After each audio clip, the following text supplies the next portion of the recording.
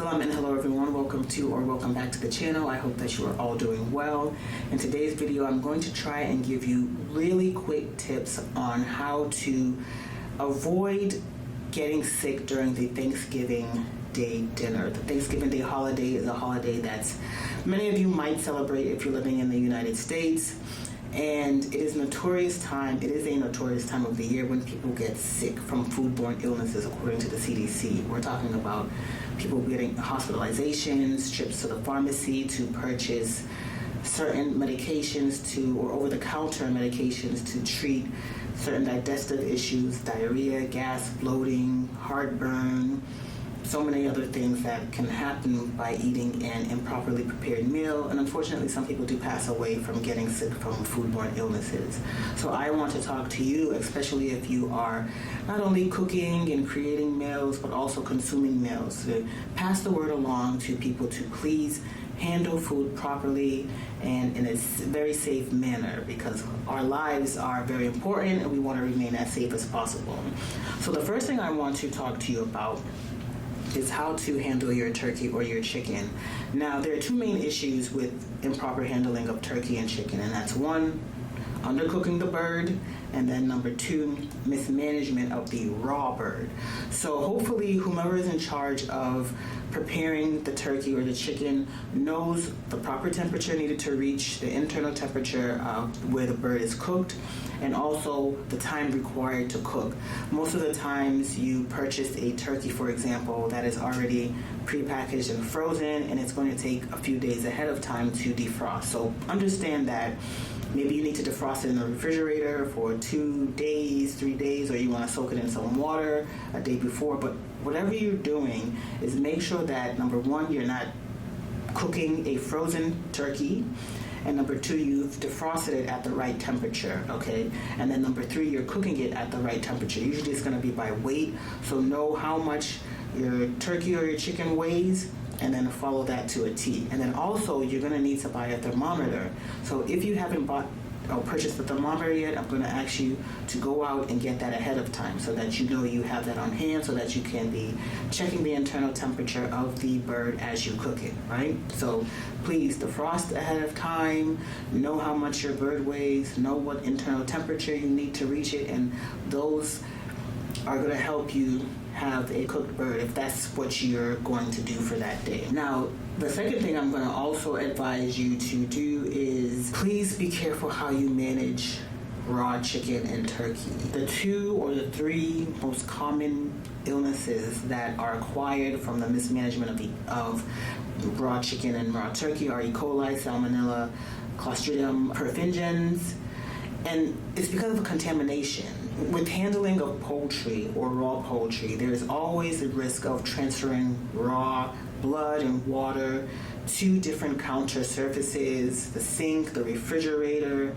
You're touching things, you're very busy, and so that's why it's really important to be careful how you're handling your raw bird. So I would advise you to buy some paper towels, disinfectant spray, hand soap. Make sure you have enough of those so that if it's you or if somebody's helping you, that you're cleaning your hands after each touch. It has to be after each touch so that you're not transferring these potential bacteria to different bacteria and viruses to different surfaces in the house. So that's going to be really important for you. Now, the second food item that I want you to pay particular attention to and to be very careful is foods that contain dairy, such as mac and cheese, or anything with milk, cheese, yogurt, ice cream, for example. So if you're lactose intolerant, please don't go to Auntie Nika's house on Thursday feeling so emboldened to try the mac and cheese that somebody decided to make. If you know you're lactose intolerant and you know you don't eat dairy, Thursday's not the day to try it, especially if you're not the person who prepared it. You know what I'm saying? Approximately 65% of the human population has a reduced ability to digest lactose after infancy, and so it's going to be really important for you to steer clear of that. do not consume or even think about consuming it if you're lactose intolerant, because that can cause a lot of digestive disruption that can have long-lasting effects. If you're lactose intolerant, you don't produce the enzyme necessary to break down lactose, which is the sugar found in dairy. So please do yourself a favor, stay safe, stay healthy, and avoid dairy, please. Now, the third food item on the list that I want to talk to you about, and I know it's going to break some hearts out there, is potato salad. Now, potato salad, especially the homemade kind, which may not have preservatives, are made with mayonnaise, which is with raw egg yolk. Typically, the preservatives consist of vinegar or lemon juice.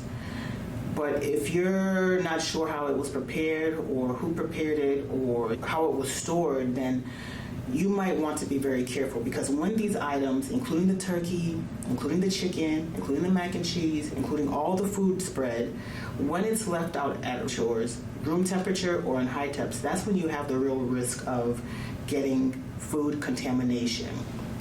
That's when the real risk really starts to occur, according to the U.S. Department of Agriculture.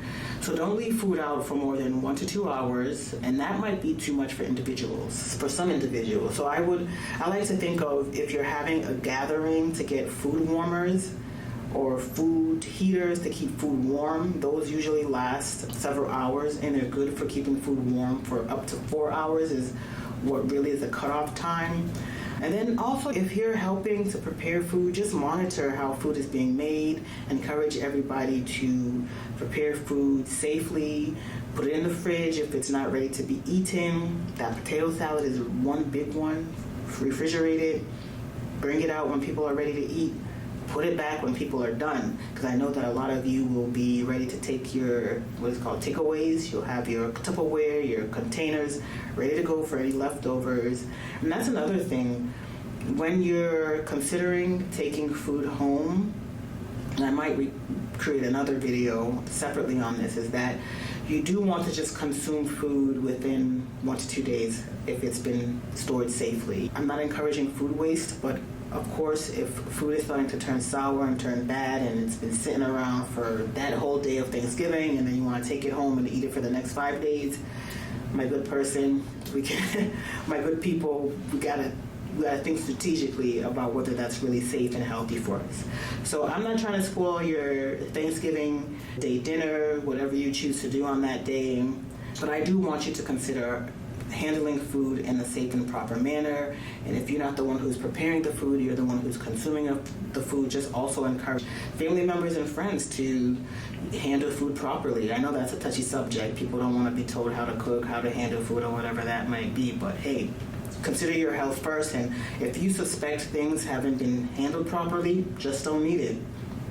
Do not eat it. Just eat something else, or consider bringing that dish for the festive. All right, so I think that's all I wanted to talk about in this video. I'm going to follow up with another video on how to be safe in congested areas, big crowds, small crowds, and close spaces, so that you can remain safe, so that you can travel, have fun, enjoy your time, and then come back as healthy as possible. So I do thank you for watching, and I shall see you in the next video. Take care. Bye.